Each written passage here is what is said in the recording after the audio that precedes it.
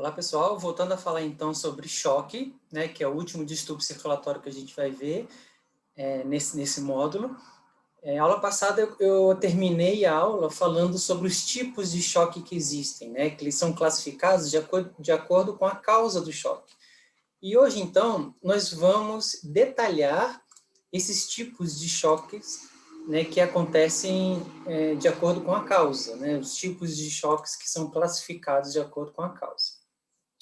Bom, antes de a gente começar a falar desses tipos de choques, é interessante a gente visualizar uma causa, o mecanismo, desculpe, que é a patogenia, como o processo se dá em todos os choques. Tá? Em todos os choques vai acontecer a mesma coisa.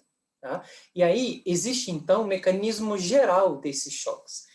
Então, esse aqui são os tipos de choque, as causas que nós temos que vai levar ao tipo de choque. Né? Então, essas aqui são as causas de choque. Hemorragia grave, então, se o animal está perdendo sangue demais, diminui a quantidade de sangue. Desidratação grave, que é uma perda de sangue, que é a parte líquida do sangue, perda de água. Insuficiência cardíaca, então, que é o cardiogênico. Esses dois aqui são os hipovolêmicos.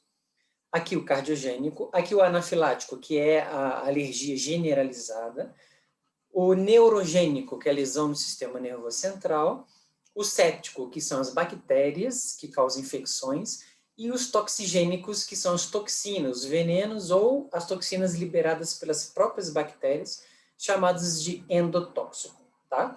Então, eu vou repetir, ó.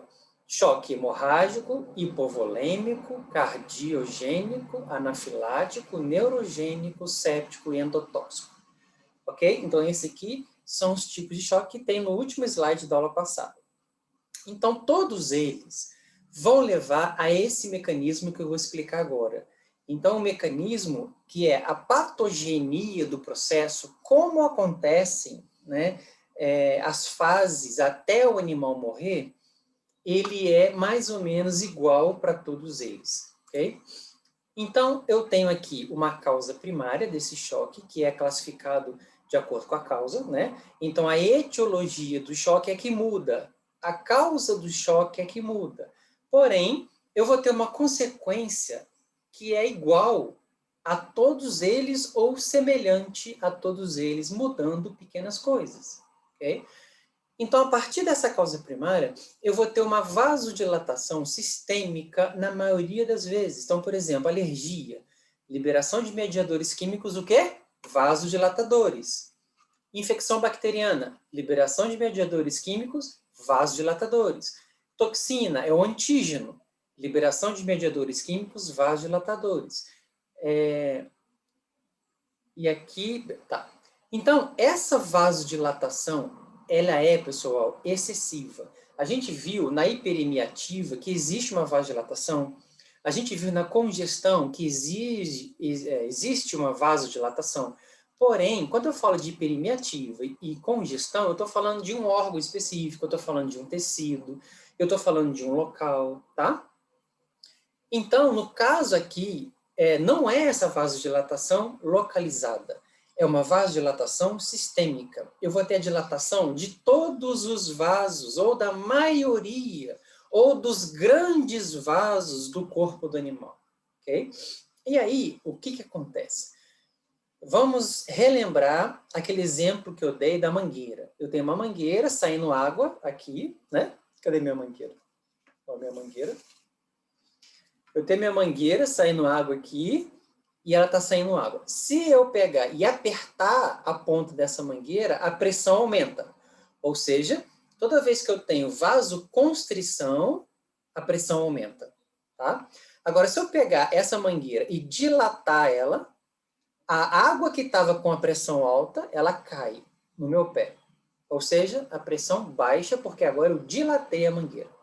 Então, se eu pego uma mangueira fininha, a água espicha e a pressão aumenta. Se eu pego uma mangueira larga, a mesma quantidade de água, né? Ela vai cair no meu pé porque a pressão é baixa. Então, resumindo, toda vez que eu vasocontraio, eu aumento a pressão. Toda vez que eu dilato o vaso, eu abaixo a pressão. Então, nesses casos aqui, onde eu tenho liberação de mediadores químicos de maneira generalizada, na alergia, nas infecções bacterianas, que é antígeno, na toxina, que é o antígeno, né? Eu vou ter o quê? Uma vasodilatação sistêmica em todos os vasos, porque, como eu falei desde a outra aula, o choque ele é generalizado, não é assim? Ok. Essa vasodilatação sistêmica, vocês entenderam que vai diminuir a pressão arterial. Então, o sangue, para chegar nos tecidos, ele tem que ter uma pressão, né? Quando você vai medir, você está meio tonto, porque a sua pressão está baixa, você vai medir, pressão baixa. E por que se fica tonto? Porque o sangue não consegue ter pressão para subir na cabeça e levar sangue para o cérebro, e a deficiência de oxigênio no cérebro faz com que você fique tonto. Então, toda vez que você tem uma queda de pressão, você tende a desmaiar, porque não tem pressão suficiente para levar o sangue para o cérebro, porque a força da gravidade puxa, você precisa da pressão para ele subir contra a força da gravidade, né? Para chegar até o cérebro, que é o órgão que mais consome oxigênio de todos, é o cérebro, né?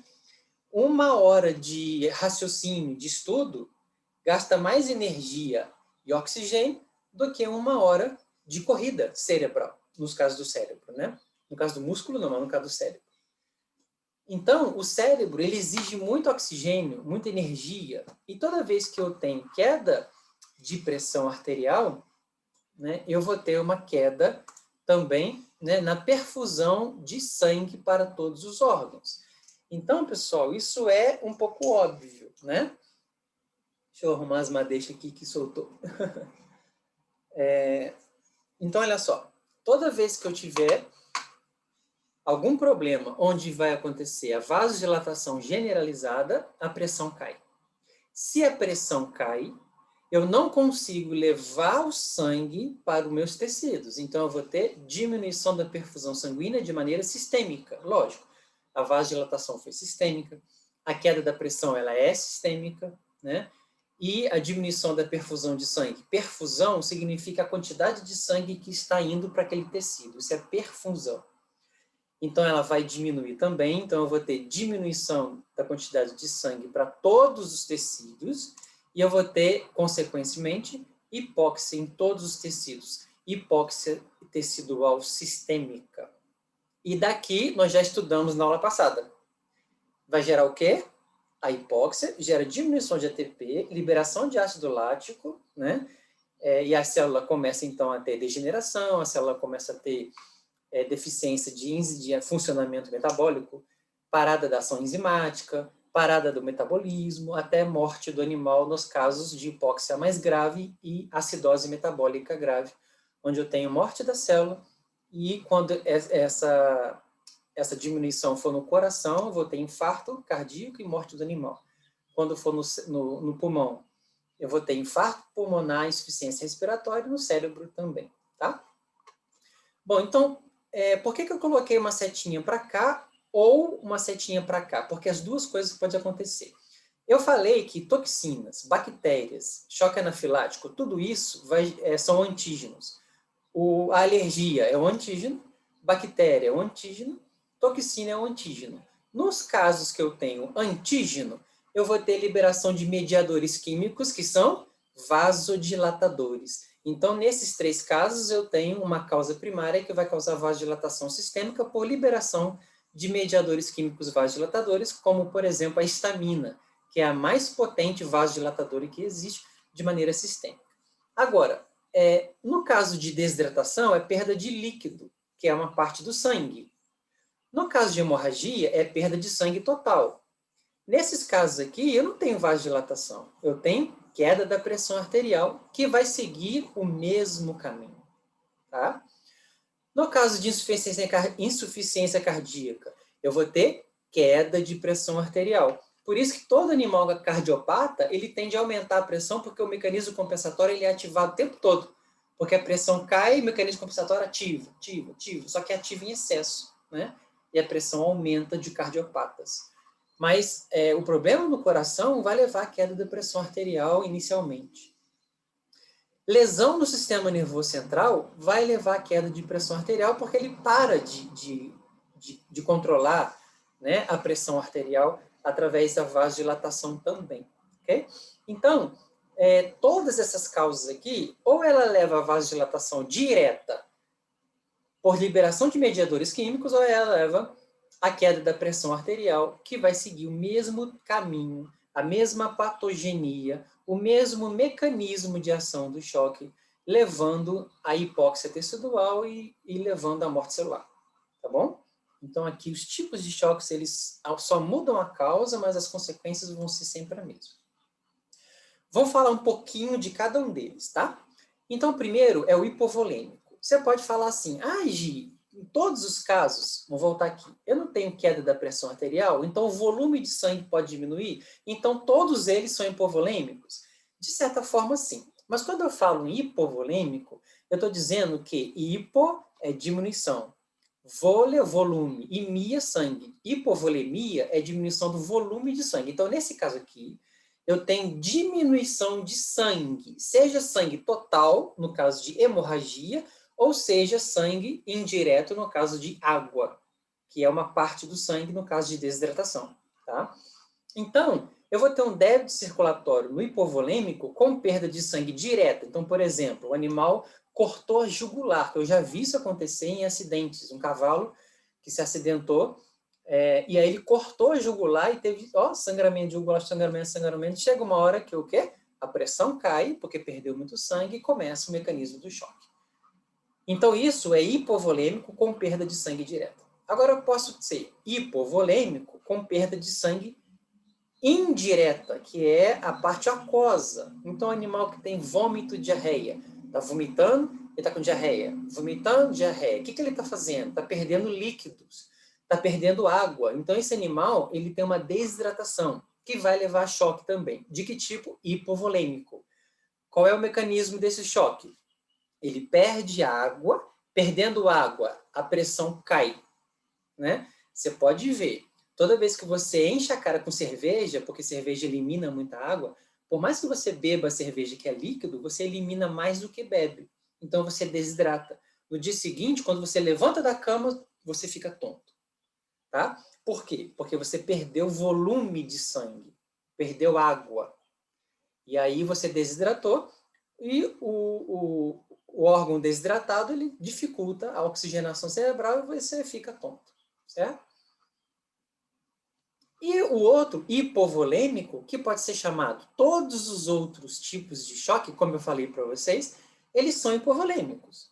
Mas eu não tenho perda de sangue, eu tenho vasodilatação ou queda da pressão, como eu já disse no slide anterior, certo? Então, no caso da perda de sangue, pessoal, ela tem que ser aguda para levar o... Desculpa. Ela tem que ser aguda para levar ao choque, tá? Se o animal perde sangue, mas essa perda é devagarzinho, crônica, bem lenta, o organismo ele tenta se adaptar de algum jeito e acaba não fazendo tanto mal.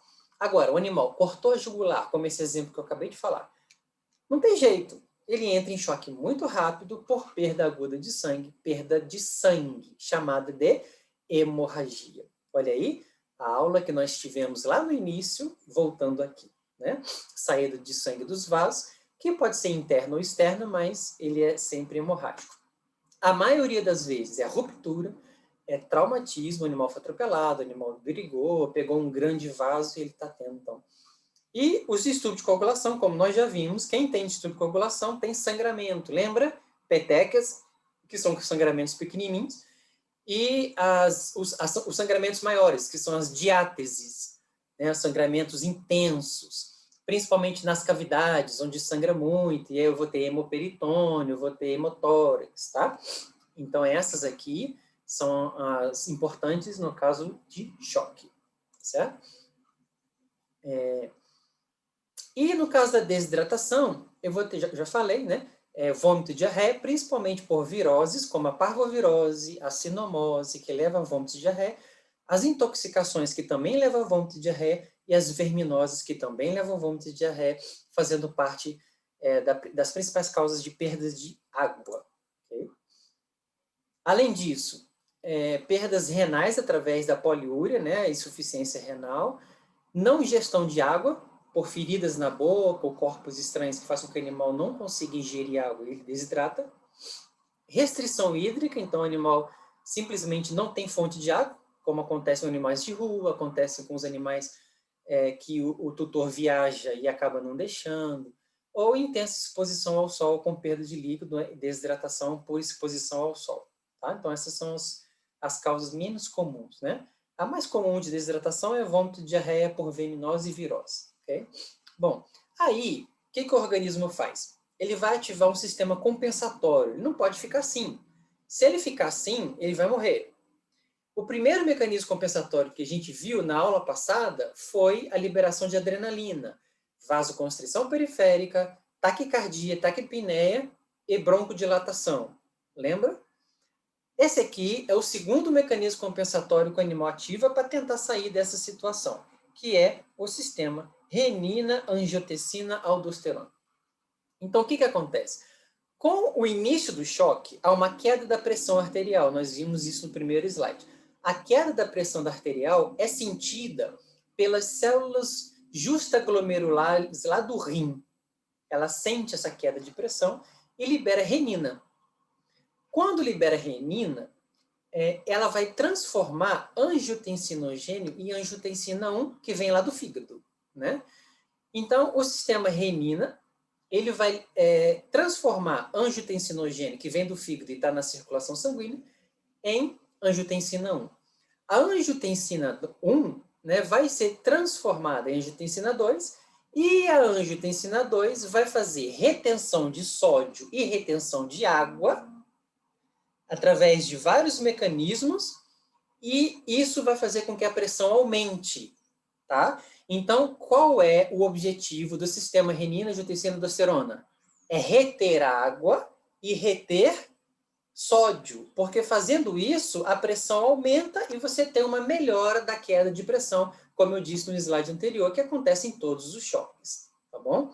Como é que ele faz isso? A angiotensina 2, ela estimula a produção de aldosterona. A aldosterona retém sódio do rim, aumenta a quantidade de sódio. Aumentando a quantidade de sódio, aumenta também a quantidade de água. A angiotensina 2 ativa também o sistema simpático, como nós já vimos. A angiotensina 2 faz a constrição, vasoconstrição de arteríola, né? Aumentando a pressão também. E a angiotensina 2 estimula a liberação de ADH, que é o hormônio antidiurético, que vai absorver água do rim, tá? Então, todos esses mecanismos, estimulados pela angiotensina 2, vai fazer com que aumente a pressão, seja absorvendo sódio, absorvendo água, ativando o sistema simpático ou vasoconstruindo as arteríolas para aumentar a pressão. Okay? Então, esse é o mecanismo compensatório, o segundo, muito importante que a gente tem. Com a vasoconstrição periférica, induzida pela angiotensina 2 e pela adrenalina, eu vou ter vantagens, que é o desvio de sangue para os órgãos que são vitais, coração principalmente, o pulmão e o cérebro, e o rim por último, né? A desvantagem é que eu vou ter a circulação deficiente para musculatura esquelética, para pele, para intestino, fazendo com que haja as possíveis sequelas. Se esse animal ele vier, né, a se recuperar e a sobreviver, ele pode ter sequelas de todo o sistema locomotor, na pele e nos intestinos, tá? Bom, então, um outro tipo de choque é o cardiogênico, onde a gente vai ter, então, um problema no coração, nós já vimos isso, que é a chamada insuficiência cardíaca, que ela pode ser congestiva, no caso da congestão que nós estudamos, mas ela pode ser devido a vários problemas, onde o principal fator desse problema cardíaco é uma disfunção na contração desse coração, chamada de sístole, né? Então, a sístole contrai, expulsa o sangue. A diástole relaxa, enche o coração de sangue. Contrai, relaxa, sístole, diástole, fazendo com que o sangue seja circulante, né, sempre. Então, um problema na bomba cardíaca, lógico, que vai levar a dificuldade de circulação sanguínea e o animal pode entrar em choque dependendo, né, de da gravidade desse problema. Qual que é o principal fator? O volume de sangue que é bombeado por minuto é chamado de débito cardíaco, ou seja, o volume de sangue que sai do coração por minuto é chamado de débito cardíaco. No caso de choque cardiogênico, eu vou ter um problema na sístole, ou seja, um problema na contração do coração, ele não vai estar contraindo da maneira que deveria. Consequentemente, o volume de sangue que sai dele é menor, chamado de débito cardíaco. Então, haverá uma diminuição do débito cardíaco, levando, então, a problemas circulatórios e, dependendo da gravidade desse problema, ao choque, tá? Que é cardiogênico por falha cardíaca.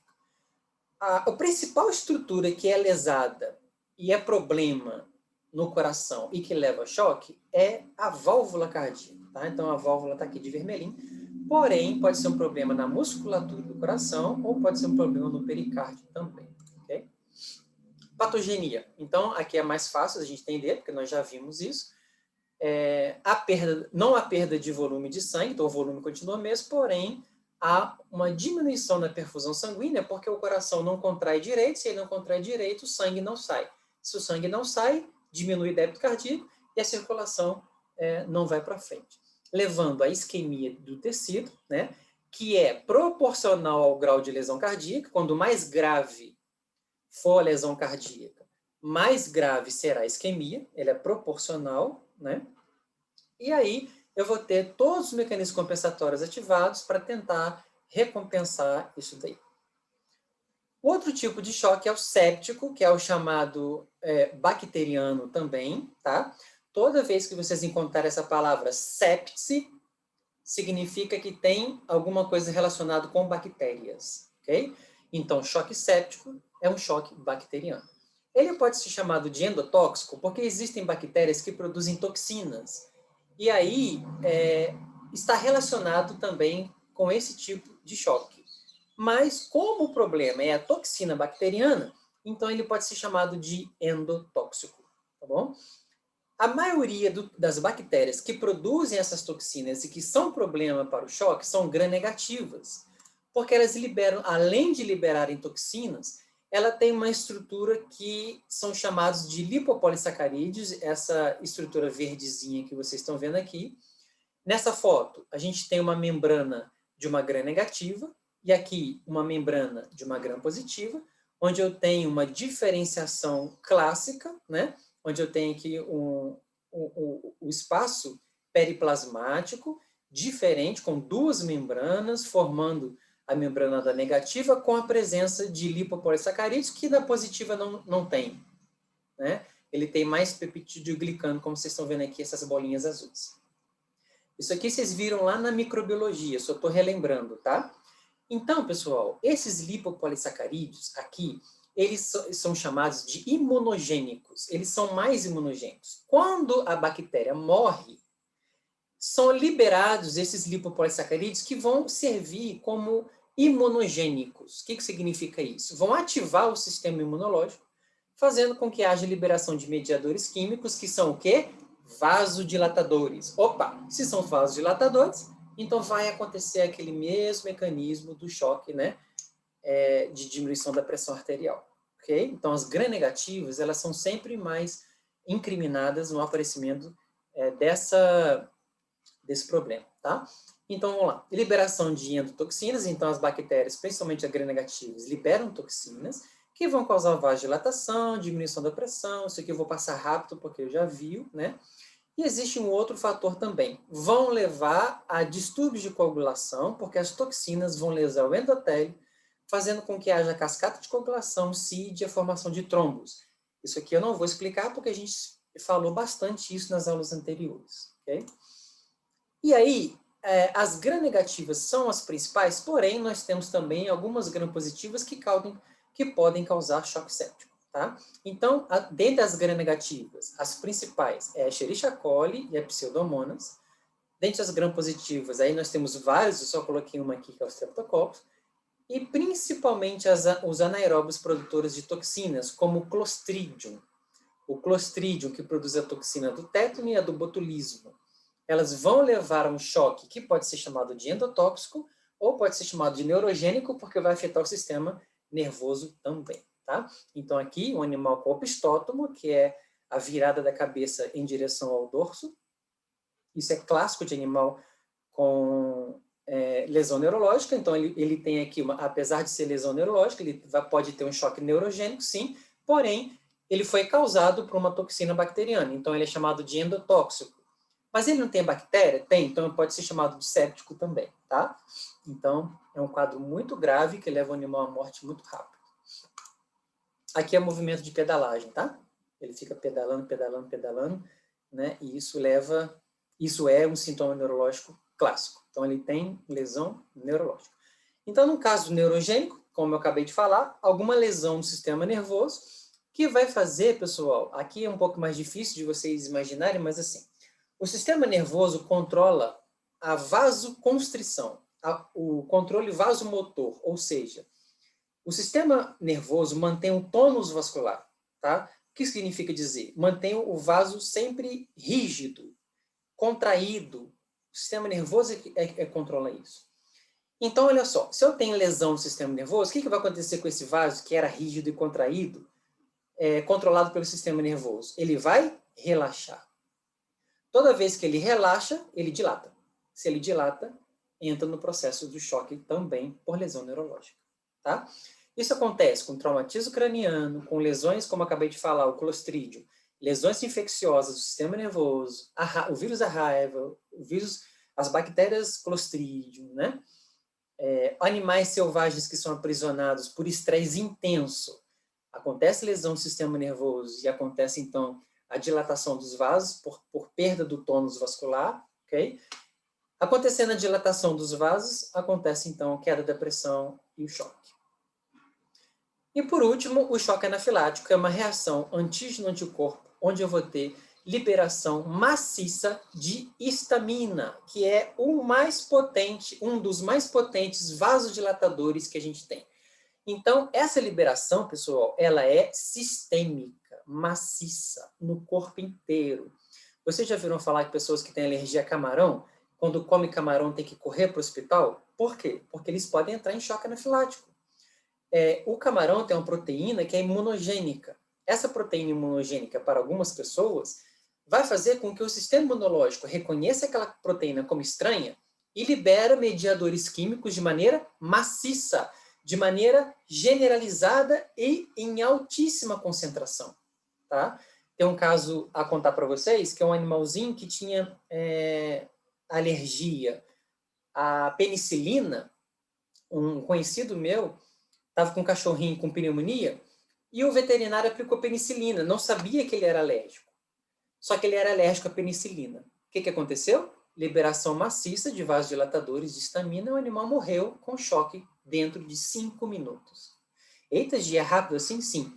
Porque dependendo da quantidade que você deu, né, no caso dele foi bastante penicilina, e não tem como tirar. Você injetou o medicamento, não tem como tirar. Ah, mas o veterinário pode ser processado? Pode, porque ele matou o animal, mas é sem intenção de matar, né? Então acaba sendo um pouco mais tranquilo, certo? Esse aqui é um animal que tinha a alergia a anti-inflamatórios, a gente aplicou anti-inflamatório, e ele começou com inchaço, vasodilatação extrema. Quando tem vasodilatação, qual é o primeiro sinal? Edema, né? Coloquei que não. Então ele teve edema de face, é muito comum quem tem choque anafilático começar com edema de face, o olho fica inchado, a boca e tal. Esse animal aqui tinha alergia a anti-inflamatório e a gente correu para aplicar antihistamínico nele antes que ele morresse por choque anafilático, tá bom? Então esses são os tipos de choque, eu espero que vocês tenham entendido e até o próximo vídeo.